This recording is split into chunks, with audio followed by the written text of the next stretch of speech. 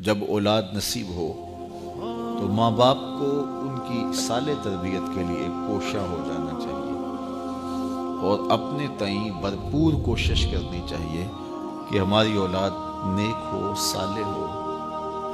اب اس کا نتیجہ کیا ہوتا ہے یہ تو اللہ کے سپرد ہے۔ ایسا بھی ہوتا ہے زندوں سے مردہ اور مردوں سے زندہ۔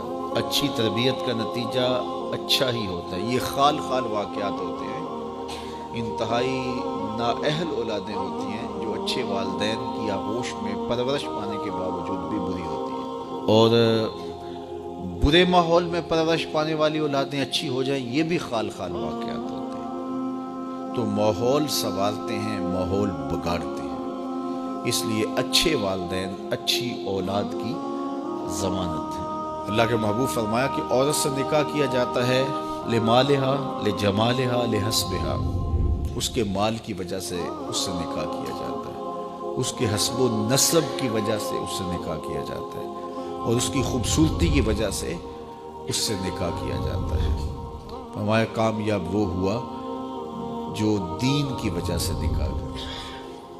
عورت دیندار ہو، نیکوکار ہو، صالحہ ہو، اگر اس کے اندر باقی اوصاف بھی ہوں تو اچھی بات ہے، لیکن یہ سب سے بڑی بات ہے عورت کی دینداری، چونکہ کل کلاں اس نے ایک اولاد کی تربیت کا کفیل بننا ہے، اور اگر وہ صالحہ ہوگی تو تمہاری معاون ہوگی، ممد ہوگی، مددگار ہوگی، اور صالح اولاد کی تربیت میں اس کا ایک خاصا حصہ ہوگا۔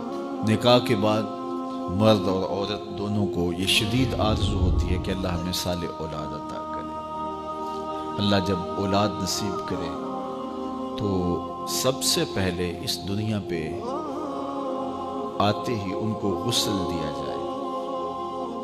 یہ اولاد کا حق بھی ہے اور والدین کی ذمہ داری بھی۔ اس کے بعد ان کے دائیں کان میں اذان دی جائے اور بائیں کان میں اقامت کہی جائے۔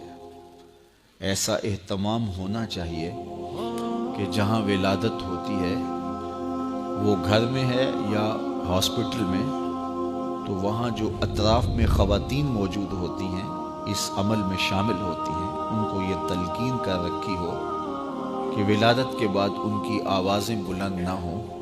بچے کے کان میں سب سے پہلی جو آواز پہنچے وہ اللہ کی بڑائی کی آواز ہو۔ بچے کے کان میں اس وقت اذان کی آواز پہنچائی جاتی ہے جب وہ اپنی مادری زبان کو بھی نہیں سمجھ رہا ہوتا، چہ جائے کہ وہ عربی زبان کو سمجھے۔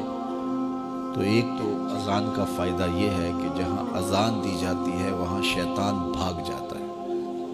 تو بچہ جب پیدا ہوتا ہے تو اس کے ساتھ ہمزاد جنم لیتا ہے، تو شیطان کو بھگانے کے لیے بھی اذان دی جاتی ہے۔ اور محققین فرماتے ہیں کہ جو بچہ بچپن میں آوازیں سنتا ہے، اگرچہ اس کا مفہوم نہیں بھی سمجھتا، ساری زندگی ان آوازوں سے مانوس رہتا ہے، ساری زندگی ان آوازوں سے وہ مانوس رہتا ہے۔ تو بچہ پیدا ہو تو سب سے پہلے اس کے کان میں اللہ کی بڑائی کی آواز پڑے، اور فلاح اور نیکی اور نماز کا بلاوا اس کے کان میں ہو، تاکہ اس کے لاشعور کے اندر یہ بات بیٹھی ہو، اور جب اسے پکارا جائے تو وہ دوڑ کے مسجد کی سمت آئے۔ پھر اس کو تحنیک دی جائے، یہ جس کو گٹی کہتے ہیں، اور وہ اگر کوئی صالح شخص دے تو اچھا ہے، ورنہ کوئی بھی تحنیک اس کو جو ہے وہ دے سکتا ہے، اور وہ کھجور ہے یا کوئی اور میٹھی چیز ہے جو اس کے تالو سے چمٹا دی جائے، اور وہ اتنی زیادہ نہ ہو بلکہ